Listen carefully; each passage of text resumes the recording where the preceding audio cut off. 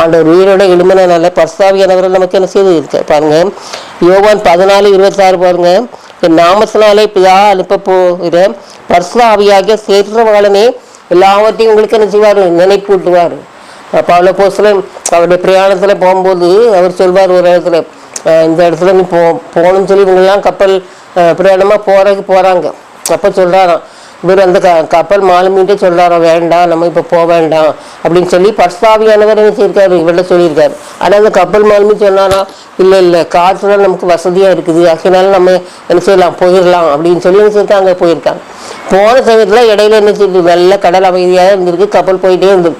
கொஞ்ச தூரம் போன உடனே என்ன செய்யுது, பெரிய காற்று என்ன செய்து வந்துடு.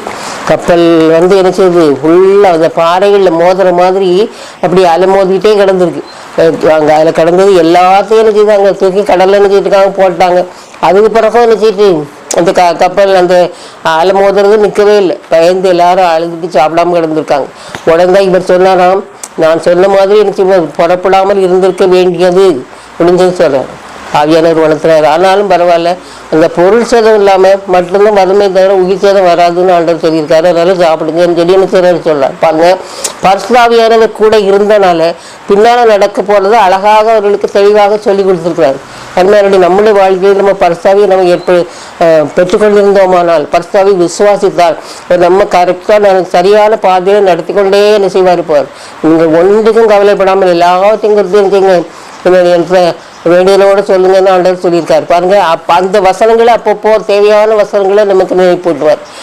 நம்ம அழுகையிலும் சரி, துக்கத்திலையும் சரி, சந்தோஷத்திலும் சரி, எல்லா காரியங்களையும் அவர் அழகாக அப்படி என்ன செய்வார், நடத்தி கொண்டே போவார். அந்த அனுபவத்துக்குள்ள வந்தவங்களுக்கு தான் அது என்ன செய்யும் சரி. சில சமயங்களில் சில வசனங்கள் அப்படியே என்ன செய்யும், உள்ளத்துல அப்படியே வரும், பொங்கி வர்ற மாதிரி அப்படி என்ன செய்யும் வரும்.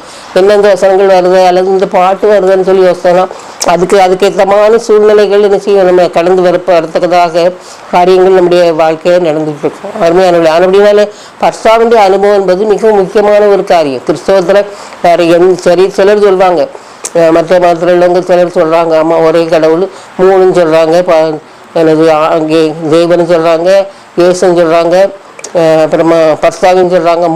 மூணா அப்படின்னு சொல்லி புரிஞ்சுக்கிட்டவங்களுக்கு தான் தெரியும். பாருங்க, தண்ணீருங்கிறது ஒன்று இருக்கு. அந்த தண்ணீர் சிற உருவத்தில் இருக்கு.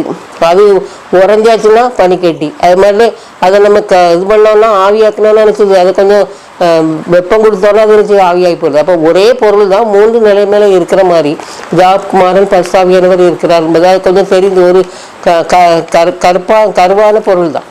அதை புரிந்து கொள்வதற்கு கொஞ்சம் என்ன செய்யணும், பொறுமை என்ன செய்யணும் வேணும். ஆகையினால நம்ம பரிசுத்தாவியானவரை பெற்றுக்கொள்வது என்பது, பரிசுத்தாவினுடைய அனுபவங்களை பெற்றுக்கொள்வது என்பது மிக முக்கியமான காரியம். எல்லாம் கண்டித்து உள்ளதுவார் நம்ம பார்த்தோம். அது மட்டும் இல்லாமல் பாருங்க, எல்லா காரியங்களையும் பாருங்க நினைப்பூட்டுவார். எல்லா காரியத்தையும் என்ன செய்வார், நினைப்பூட்டுவார். இந்த நாள் இந்த காரியத்தை செய்யணும், இந்த காரியத்துக்கு இது செய்யணும். நம்ம ராத்திரி படுக்கும்போது காலையில எழும்பி ஜெபம் பண்ணணும் அப்படின்னு சொல்லி நம்ம யோசிச்சிட்டோன்னு வச்சுக்கோங்களேன், நல்லா தூங்கிடும்.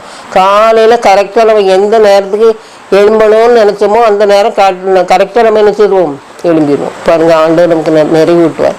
இப்படி அநேக காரியங்கள் பரிசுத்தாவின் உருவத்துல இருந்து நம்ம வழி நடத்தக்கூடியதாக இருக்கிறார். அவருக்கு எல்லாம் தெரியும், சகலமும் அறிந்தவர், சர்வ வியாபி. பரிசுத்தாவியின் பேரு சர்வ வியாபி, எல்லா இடத்துலையும் அவர் நினைச்சுவார் இருப்பார். அப்படிப்பட்ட பரிசுத்தாவியை தருவதற்காக ஆண்டவர் உயிரோடு எழும்பினார் என்று சொல்லி பார்க்கும். அடுத்து பாருங்க, மரண பயத்திலிருந்து விடுதலை. மரண பயத்திலிருந்து நமக்கு விடுதலை. இப்போ மரணம் வர்ற சமயத்துல ஒவ்வொரு மனுஷனுக்கும் மரணம் என்பது கட்டாயம் வரும். எப்படி பிறப்பு என்பது நிச்சயமோ அதுபோல இறப்பு என்பது நிச்சயமா தான் இருக்குது. ஆகையினால இந்த மரணத்தை குறித்து ஒரு பயம் எல்லாருக்குமே கட்டாயமாக இருக்கும். அது எப்போ ஜனங்கள் தன்னுடைய ஜனங்கள் மரண பயத்திலே இருக்கக்கூடாதுங்கிறதுக்காக மரணத்தை செய்வார், ஆண்டவர் ரகசியமா வச்சுருக்காரு. யாருக்கு மரணம் எப்போன்னு சொல்லி நிச்சய முடியாது, சொல்லவே முடியாது. ஒரு சாதாரண நிலைமையில இருக்கிறவங்க எப்போதுமே என்னது கட்டாயமா நான் அப்படி சொல்லுவாங்க, நடந்து போனாங்க, கல் தடுக்கி விழுந்தாங்களா இறந்துட்டாங்களா அப்படின்னு சொல்றாங்க. ஒருத்தர் பாருங்க, இப்போ நம்ம பார்க்கக்கூடியதாக இருக்குது, பாட்டு படிச்சுட்டே இருக்காங்க, அப்படி பொத்தனை விழுந்து என்ன செய்யறாங்க, ஸ்டேஜ்லேயே இறந்துடுறாங்க. அது மட்டும் இல்லாமல் பாருங்க, பேர்த்டே கொண்டாடுறாங்க. ஒருத்தர் பேர்த்டே கொண்டாடிட்டு எல்லாரும் கேட்க வேண்டியது எல்லாம் சந்தோஷமா இருக்காங்க, பொறுத்தவரை இந்த பேர்த்டே கொண்டாடுறவங்க விழுந்து இறந்துடுறாரு. ஆக இந்த மரணம் என்பது ரகசியமாக ஆண்டவர் வச்சிருக்காரு. ஆகையினால இப்படிப்பட்ட காரியங்கள் எல்லாம் நம்ம பார்க்கும்போது நமக்கு எப்படி இருக்கு, ஐயோ இப்படிலாம் செத்துடுறாங்களே, நமக்கு மரணம் வந்தா இப்படி இருக்குமோ அப்படிங்கிற ஒரு பயம் எல்லாருக்கும் இருக்கிறது இயல்புதான். ஆனா இப்படிப்பட்ட மரண பயத்தை செய்யறாரு, நமக்கு விடுதலை தராரு. ஏன்னா இப்படிப்பட்ட மரணத்தை ஆண்டவர் வச்சிருக்காரு, ஏற்கனவே ருசி பார்த்துட்டாரு. இப்படிப்பட்ட மரணங்கிறது இப்படிதான் இருக்கும். ஆண்டவரோட நம்முடைய ஆவி போய் என்ன செய்யுது, சேர்றதான் மரணம்ங்கிறது ஒரு தெளிவான ஒரு வெளிப்பாடு நமக்கு இருந்ததுன்னா மரணத்தை குறித்து நம்ம பயப்படவே மாட்டோம்.